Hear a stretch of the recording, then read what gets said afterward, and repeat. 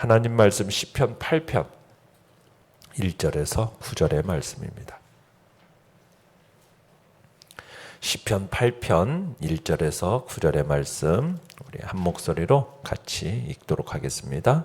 시작. 여호와 우리 주여, 주의 이름이 온 땅에 어찌 그리 아름다운지요. 주의 영광이 하늘을 덮었나이다.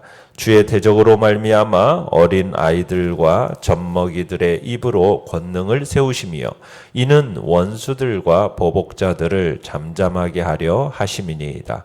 주의 손가락으로 만드신 주의 하늘과 주께서 베풀어 두신 달과 별들을 내가 보오니 사람이 무엇이기에 주께서 그를 생각하시며 인자가 무엇이기에 주께서 그를 돌보시나이까.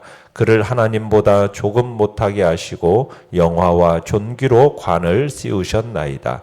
주의 손으로 만드신 것을 다스리게 하시고 만물을 그의 발 아래 두셨으니 곧 모든 소와 양과 들짐승이며 공중의 새와 바다의 물고기와 바닷길에 다니는 것이니이다. 여호와 우리 주여, 주의 이름이 온 땅에 어찌 그리 아름다운지요. 아멘. 오늘 말씀의 제목은 영광으로 세상을 물들인 예술가라는 제목으로 말씀을 나눕니다. 시편 이 8편은 사람들에게 있어서 가장 사랑받는 시 중에 하나입니다. 마치 아름다운 언어로 수로 이렇게 수놓은 듯한 아름답게 그지없는 시인데요. 하나님의 손으로 지어진 하늘, 그리고 하늘의 달, 별, 그리고 공중의 새, 바다의 물고기, 그리고 땅의 모든 짐승 같은 천지 만물에 대해서 열거하면서 하나님의 권능이 얼마나 위대하고 놀라운 것인지를 묵상하게 합니다. 아울러서 그 모든 만물을 우리의 발 아래 두게 하신 하나님을 향해서 찬양을 올리는 이 시인과 더불어서 우리 역시 이제 이 찬양의 대열에 함께 동참하게 되는데, 하나님의 이 천지 창조에 대한 피조물의 대표로서 인간의 화답을 노래한 거다라고 할 수가 있겠습니다. 내용관찰 문제 1번 보시면은, 자, 다윗은 지금 무엇을 보고 있으며 그가 하나님을 찬양하는 이유는 무엇입니까? 자, 1절 다시 한번 읽어볼까요? 시작. 여호와 우리 주여, 주의 이름이 온 땅에 어찌 그리 아름다운지요. 주의 영광이 하늘을 덮었나이다. 자, 다윗은 지금 온 땅과 하늘 위를 보면서 주의 이름과 주의 영광이 온 땅과 하늘 위에 천지 만물 가운데 편만하다라는 것을 지금 감격에 겨워서 노래하고 있습니다. 그러니까 다윗은 지금 장엄하고도 아름다운 이 자연 만물을 통해서 거기 구현된 하나님의 영광스러움, 탁월한 능력, 그분의 통치, 그분의 섭리, 이런 것을 지금 목도하고 있는 겁니다. 그러면서 하나님이 만드신 궁창의 해, 달, 하늘에 운행되는 모든 별들을 보고 그 모든 것 위에 계신, 그 모든 것 위에 새겨진 그 하나님의 영광을 지금 찬탄하고 있는 거죠. 3절도 한번 읽어보겠습니다. 시작. 주의 손가락으로 만드신 주의 하늘과 주께서 베풀어 두신 달과 별들을 내가 보니. 그러니까 다윗은 지금 어느 날 밤 하늘을 우러러 보았던 것으로 보여요. 거기에는 밝게 빛나는 별들이 하늘을 수놓았을 뿐만 아니라 환하게 비추이는 그런 달이 조용하게 지금 하늘에 떠 있는 것을 보았을 겁니다.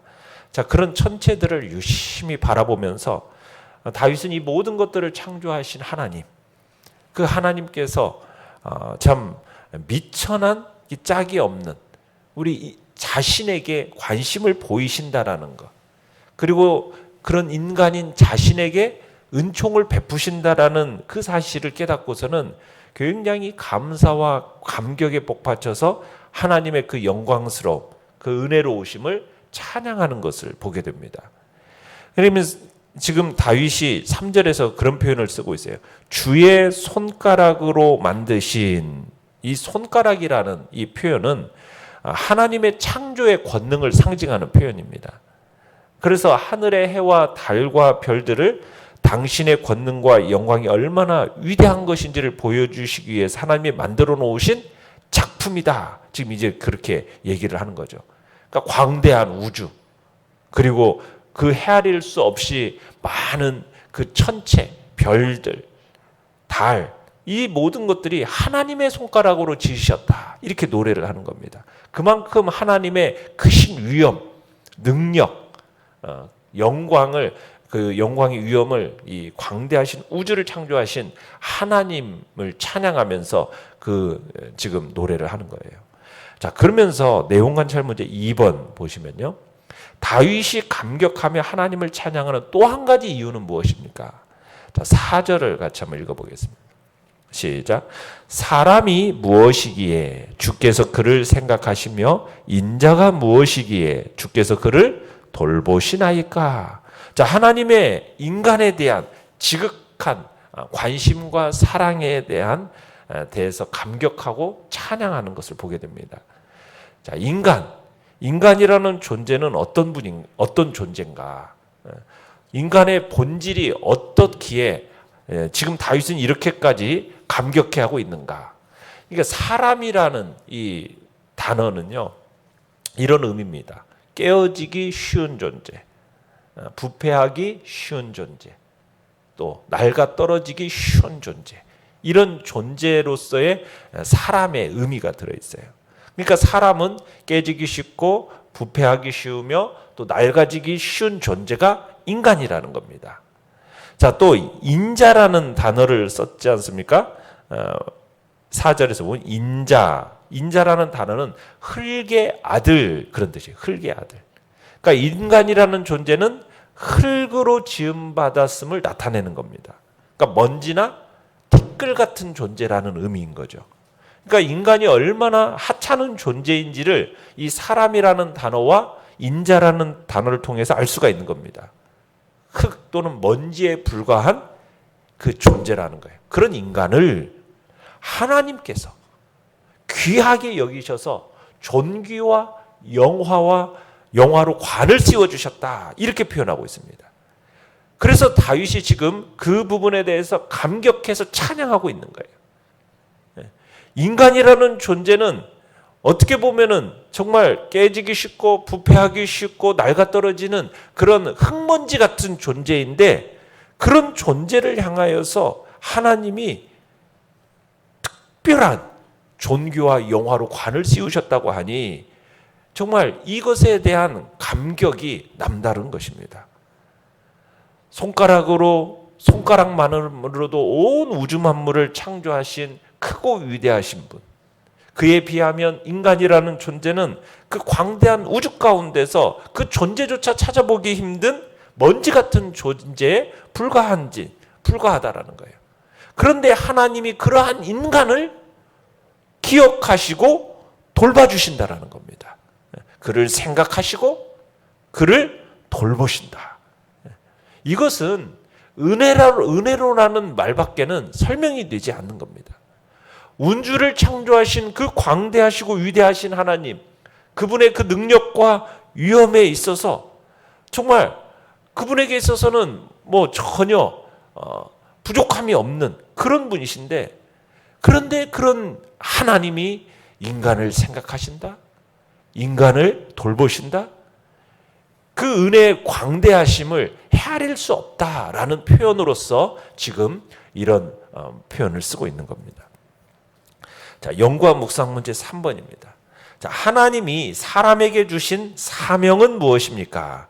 자, 우리 6절에서 8절을 같이 한번 읽어보죠. 시작. 주의 손으로 만드신 것을 다스리게 하시고 만물을 그의 발 아래 두셨으니 곧 모든 소와 양과 들짐승이며 공중의 새와 바다의 물고기와 바닷길에 다니는 것이니이다. 자, 하나님께서 사람에게 주신 사명이 무엇입니까? 하나님께서 지으신 만물을 다스리는 겁니다. 하나님은 인간을 당신이 지은 그 만물의 지배자로 삼으셨다는 사실이에요. 인간이라는 존재는 티끌 같은 존재입니다. 보잘것없는 존재로 지어졌어요. 그런 존재가 만물의 왕이 되어졌다라는 겁니다. 원래 만물은 누가 다스려야 되는 겁니까? 그 만물을 창조하신 하나님이 다스리는 것이 마땅해요. 그런데 하나님이 직접 만물을 다스리지 않으시고 그 통치권을 누구에게? 인간에게 위임하셨다라는 거예요. 당신의 형상을 따라 지음받은 인간을 너무 사랑하시기에 존귀하게 하셨고 또 만물에 대한 당신의 통치권을 우리 인간들에게 위임하셨다는 거죠.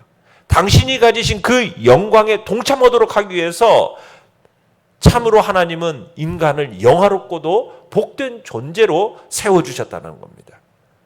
참 이런 놀라운 참 통치권을 우리 인간에게 줬는데, 만물에 대한 통치권을 우리 인간에게 줬는데, 여러분 이 통치권이라는 것은 만물을 그냥 아무렇게나 대해도 된다 이런 의미가 아닙니다.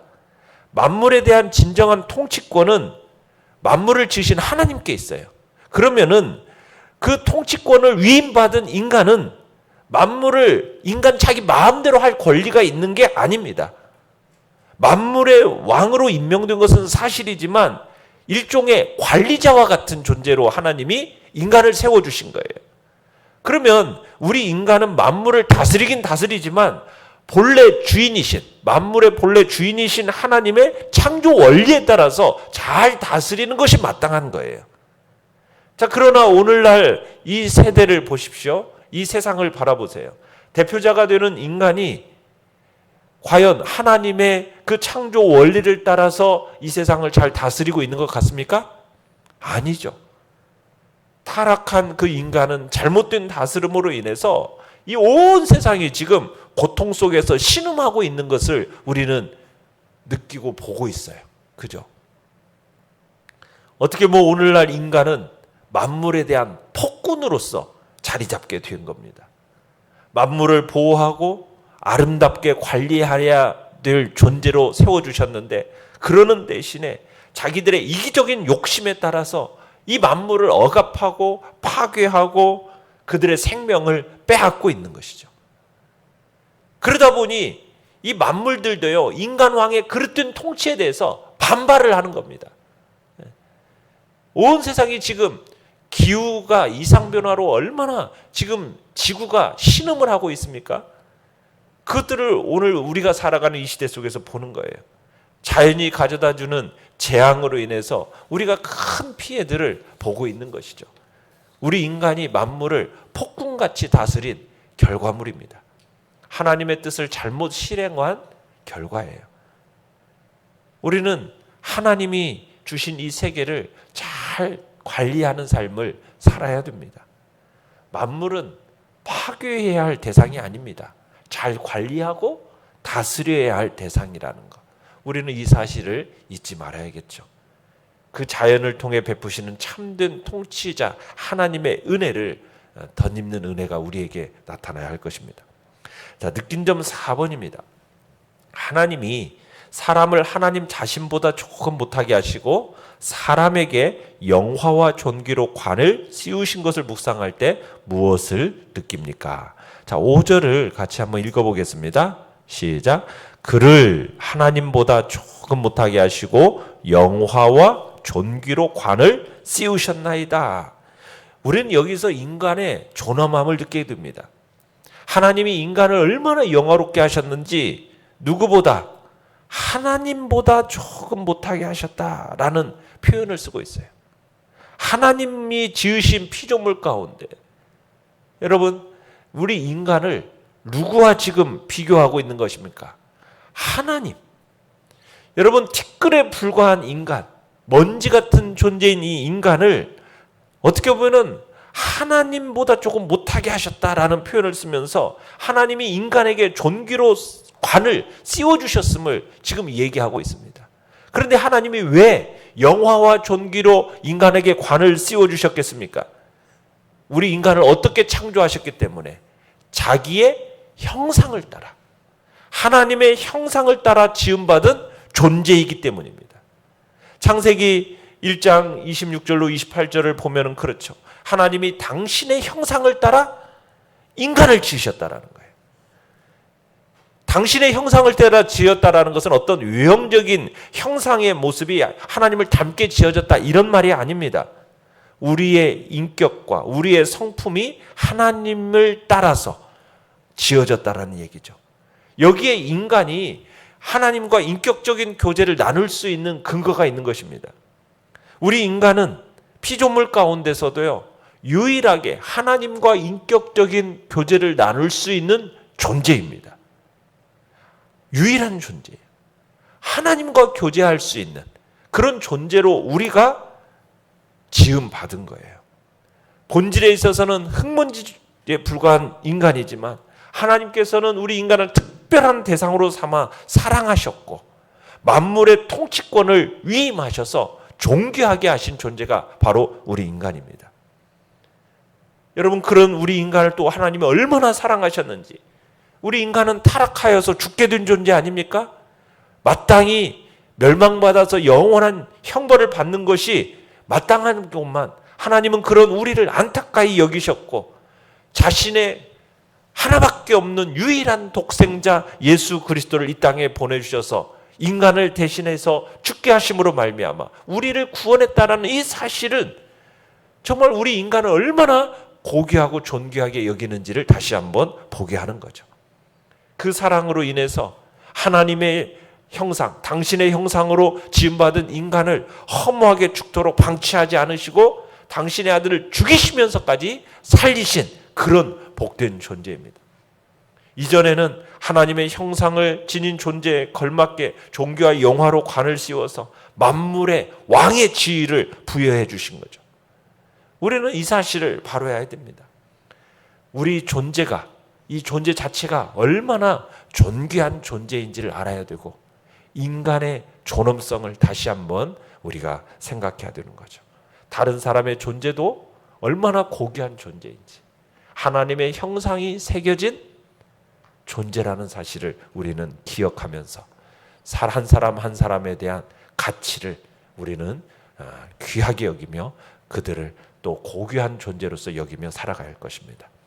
그러면서 만물에 대한 또 우리는 대리 통치자로서 또한 서로 존중하며 협력하면서 이 땅을 또한 잘 다스려가야 할 책임자로서 우리가 만물에 대한 책임자로 또 이 만물을 주님의 은혜 안에서 잘 보존하고 잘 다스리고 보살피는 것이 우리의 책임임을 돌아봐야 할 것입니다.